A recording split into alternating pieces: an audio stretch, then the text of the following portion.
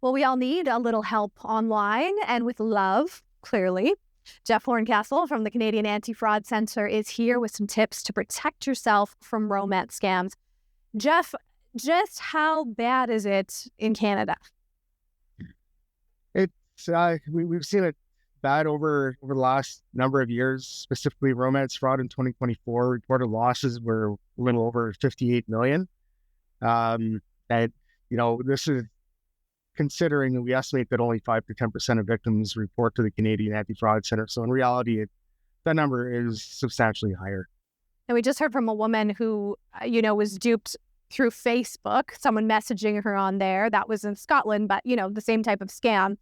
Where are people being fooled? They're being fooled on any platform possible, unfortunately. So fraudsters will try to prey on vulnerability. So, whether it's a random friend request on Facebook or any social media platform, it could be on commonly on a dating website. They know that's probably the most ideal place to go, to even online gaming, where they're targeting anyone. And it's not, there's a lot of talk about like certain demographics being targeted. But from what we're seeing based on reporting we're getting, it's everyone that's at risk.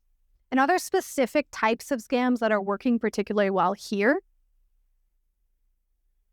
All types of fraud are working. We're seeing the combination of the crypto investments with romance fraud. So, we're talking about romance fraud, and it starts off as somebody quickly professing their love, and it quickly turns into, hey, do you want to make a lot of money like I did? I got rich in investing into cryptocurrency.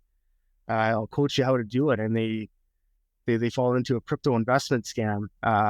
There's so much technology out there that fraud is it's so easy to fall victim. Anybody and everyone is at risk. Jeff, why do you think so many people are getting caught up in this? The number one factor is technology. It's changing so quickly. We're looking at AI, how fast, I feel like it started, and it's evolving so quickly. Deepfakes are so hard to spot now. Caller ID spoofing is out there, technology that's been out there for a while, but it's still fooling so many Canadians when they get a phone call with their bank phone number showing up on their call display. So many different techniques or tactics that fraudsters are using. And it's so important to, not to be like a big expert on technology, but at least like be aware of what's out there, and have conversations with family members, loved ones on, new types of technology that are out there. Will go a long way to protect them from being a victim. Yeah, having these types of conversations is really important. Jeff, you see the fallout as well. So talk to me about the impact on people's lives once they've been cheated. So, we started by looking at the number that was reported, right? And I think that's what we tend to look at, how much was lost, but there's way more to fraud than that number.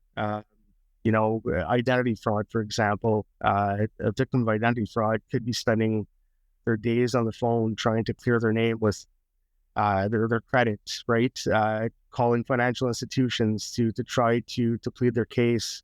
Now going back to romance scams, if we're looking at romance scams, it can be detrimental to a person.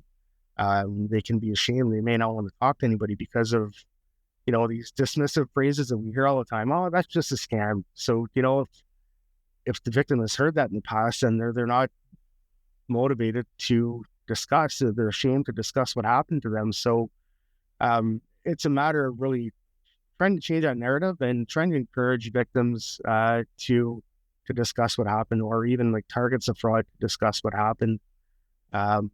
Jeff, because the effect can be detrimental. Yeah. Let me jump in here. I got 40 seconds.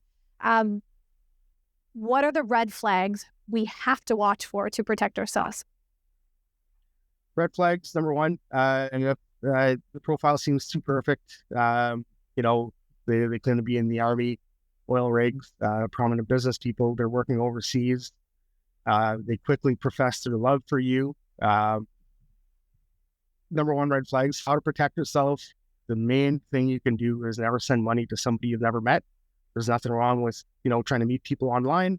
But if you stick to the rule of not sending money to somebody you've never met, you'll protect yourself from being a victim.